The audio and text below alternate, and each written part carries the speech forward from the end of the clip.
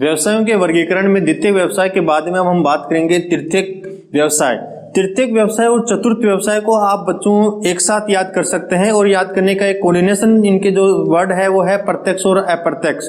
यदि हम बात करें तृतीयक व्यवसाय की, इसे सेवा श्रेणी व्यवसाय भी कहा गया है। व्यक्ति और समूह या किसी भी करने वाले के द्वारा यदि प्रत्यक्ष कार्य किया जाता है तो वह तृतीयक व्यवसाय कहलाता है।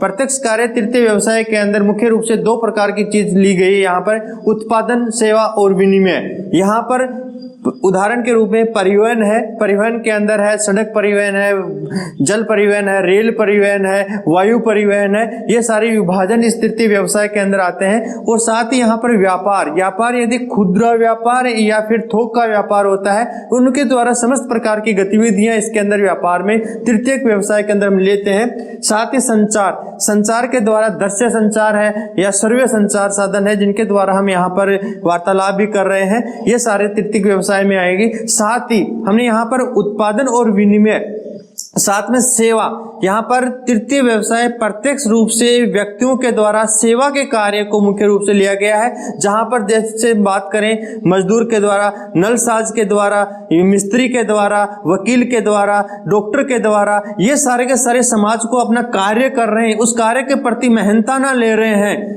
कोई भी व्यक्ति किसी भी, जैसे डॉक्टर है हॉस्पिटल के अंदर इलाज करता है, वह लोगों की सेवा कर रहा है, कार्य कर रहा है, क्रिया कर रहा है, उसे उसकी आर्थिक वृद्धि भी हो रही है, वह मानव व्यवसाय है लेकिन वह सेवा का कार्य भी है। तो इस प्रकार के समस्त कार्य जिसके अंदर मनोरंजन है, प्रशासन है, बीमा है, बैंक है, पर्यटन है, ये सारी के सारी सेवा कार्य के श्रेणी के अंदर आते हैं। मुख्य रूप से याद रखने के लिए यहाँ पर मैंने कोष्टक में एक चीज और लिखी है कि इस प्रकार के सेवा कार्य में कुशल श्रमिक द्वितीय व्यवसाय से तृतीय व्यवसाय में आने पर अधिक कुशल श्रमिकों की और प्रशिक्षित विषय विशेषज्ञों की आवश्यकता होती है। आपने देखा होगा डॉक्टर की डिग्रियां होती हैं, ट्रेनिंग होती है, बैंक कर्मी होती है, प्रशिक्षित होते हैं, शिक्षक होते हैं, प्रशिक्षित होते हैं, इन सभी के द्वारा परामर्शदाता हैं जो एडवाइजर होते हैं उनकी प्रशिक्षित होते हैं। ये सारे के सारे अपनी सेवा कार्य करते हैं, जिसके कारण इन कार्यों को सेवा प्रदत्त श्रेणी भी कहा जाता है।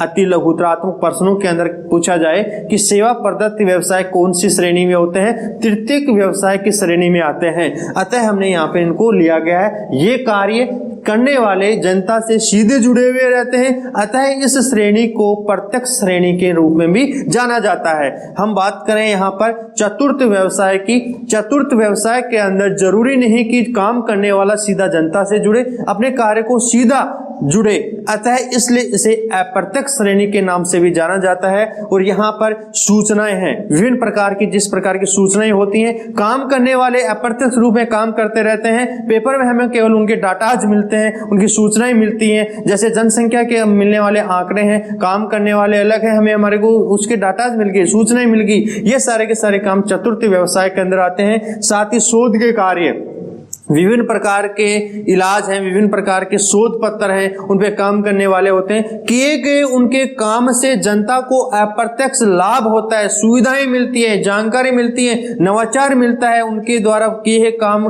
को टेक्नोलॉजिकल किए गए शोध के द्वारा हमारे को नए नए उपकरण मिलते हैं। ये सारे के सारे करने वाला प्रत्यक्ष जनता से नहीं जुड़ा हुआ है, उनके द्वारा किए गए सूचनाएं, शोध, प्रबंधन, ये सारे के सारे अप्रत्यक्ष सेवा श्रेणी चतुर्थ में काम आते हैं। साथ ही यहाँ पे स्वास्थ्य और सुरक्षा से जुड़ी हुई मामले हैं, वो सारे के सारे गतिविधि अप्रत्यक्ष श्रेणी चतुर्थ में काम में ली जाती हैं।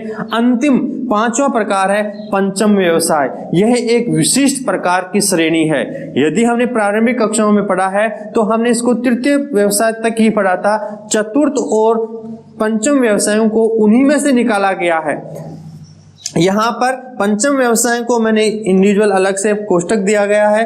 तृतीयक का उपविभाजन, यहाँ पर अर्थव्यवस्था के महत्व के आधार पर यह कहा गया है कि तृतीय व्यवसाय का एक अलग से हम उपविभाजन निकालें तो उसे पंचम व्यवसाय भी कह सकते हैं। इसमें उदाहरण के लिए हम देखें तो कार्यकारी निर्माणकर्ता, दूसरा अनुसंधान, सरकारी नीतियां, और यहाँ पर यदि हम बात करें विषय विशेषज्ञ, जो हाई लेवल पर अंतिम टॉप मोस्ट पे जो काम होते हैं उनके द्वारा तय किए गए सरकारी नीतियां पूरे सिस्टम पे लागू होती हैं, उनके द्वारा लिए गए किसी आदेश या किसी भी प्रकार का अनुसंधान से पूरे समाज पूरे देश को लाभ होता है, उनके द्वारा इस प्रकार किए गए कार्य पंचम व्यवसाय के रूप में जाने जाते हैं। आप इसको स्क्रीनशॉट के द्वारा देख भी सकते हैं, ले भी सकते हैं। और ये आपका 7वां चैप्टर था, इसमें 3 बिंदुओं के आधार पर 2 मिनट 1 सेकंड में रिवाइज करना चाहूंगा। 3 भागों में विभाजित किया गया था। सबसे पहले प्राथमिक व्यवसाय किसे कहते हैं, मानव व्यवसाय किसे कहते हैं, आर्थिक क्रियाएं किसे कहते हैं। मानव व्यवसाय को काल के आधार में 4 भागों में विभाजित किया था, प्रागैतिहासिक काल, प्राचीन काल, मध्य काल, आधुनिक काल। तीसरे बिंदु पे हमने लिया था कि इसके अंदर मानव के व्यवसायिकों को कितने प्रकार में बांटा है, वर्गीकरण क्या है। 5 वर्गीकरण है, प्राथमिक व्यवसाय, द्वितीयक व्यवसाय, तृतीयक व्यवसाय, चतुर्थ व्यवसाय और पंचम व्यवसाय।